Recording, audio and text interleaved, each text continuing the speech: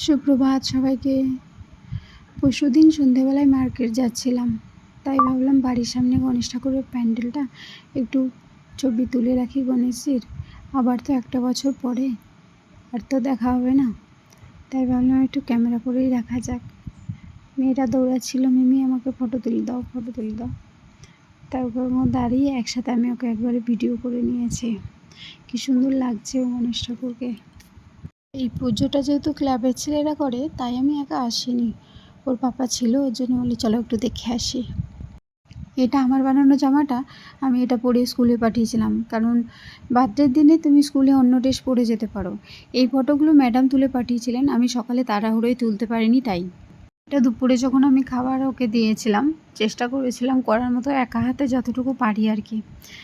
নিচের যারা ছিল বিল্ডিংয়ে তাদেরকে আমি ডেকেছিলাম, আর আমার শুক্লা দিদি, অ্যানা, আর যে বাড়ির ওনার, চারজনে মিলে আমি মেয়েকে একটু পায়েস খাইয়ে দিতে বলেছিলাম। সারা বছর বাচ্চারা তো বসে থাকে ওই একটা দিনের জন্য, তাই চেষ্টা করেছিলাম ওকে একটু খুশি করার, যেটুকু পেরেছি আর কি। এখানে শুক্লা দিয়ে ওকে আশীর্বাদ করে গেল। চারজন ছিল, চারজন মিলে করেছে, আর আমি একজন। সব বছর তো সমান হয় না, তবে বাড়িতে থাকলে আমি এটুকু করার চেষ্টা করি। যেমন এক বছর পুরীতে গিয়েছিলাম, সে বছর হয়নি, চেষ্টা একটা কেক এনে হোটেলেই কাটা হয়েছিল, কিন্তু বাড়িতে থাকলে আমি এইটুকু করার চেষ্টা করি, কারণ আমার শাশুড়ির নিয়ম অনুযায়ী এইটুকু আমার শাশুড়ি মা এখন পর্যন্ত করেন ওর পাপার বার্থডে, তো আমাকেও সেই হিসাবে সেটাকে ধরে রাখতে হবে, তাই এইটুকু করার চেষ্টা করি বাড়িতে থাকলে। এটা হচ্ছে আমাদের জয়াদি।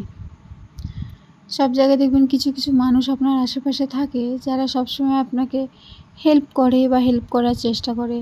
এ হচ্ছে সেই আমার, যথেষ্ট উনি চেষ্টা করেন আমার হেল্প করার জন্য।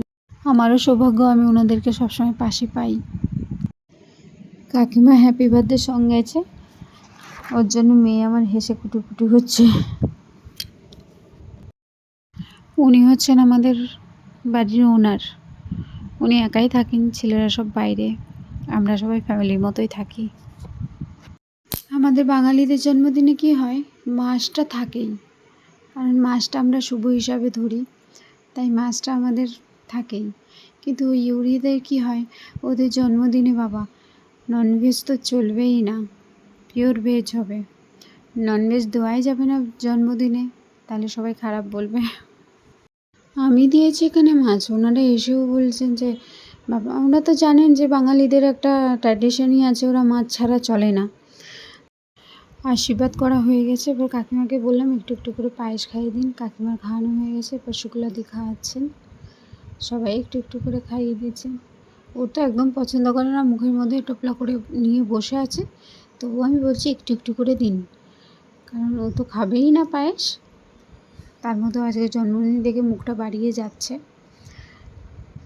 সবাই তো 3বার করে দিতে যাচ্ছিলো, আমি যে 3বার করে দিতে হবে না, একবার করে দিয়ে দিন, ও তো খাবে না।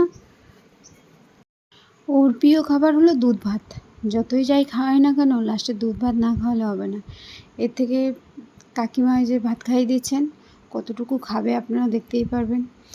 সেই খাওয়া হয়ে গেলে এইসব থালা ফালা তুলে নিয়ে গিয়ে আবার আমাকেও ওর জন্য দুধ ভাত করতে হয়।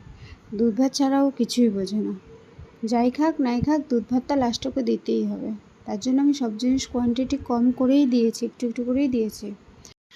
আমার মেনুতে ছিল ভাত, ডাল, 5 রকমের ভাজা, আমার শাশুড়ি মা বলেন দিতে, আর 5 রকমের সবজি দিয়ে একটা তরকারি, ওটাও আমার শাশুড়ি মা বলেন দিতে, তার মাছ, পনির, পায়েস, চাটনি, আর ছিল আমার মেয়ের পছন্দ স্যালাড।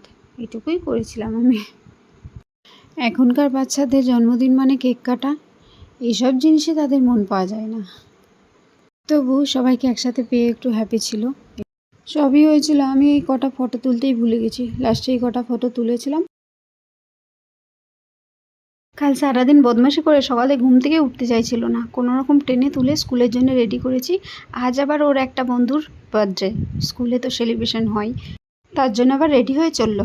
এই যে এই 3জন, সেপ্টেম্বর 10, 11 আর 12, সৌজিত, অ্যাঞ্জেলিনা আর পুরঞ্জয়।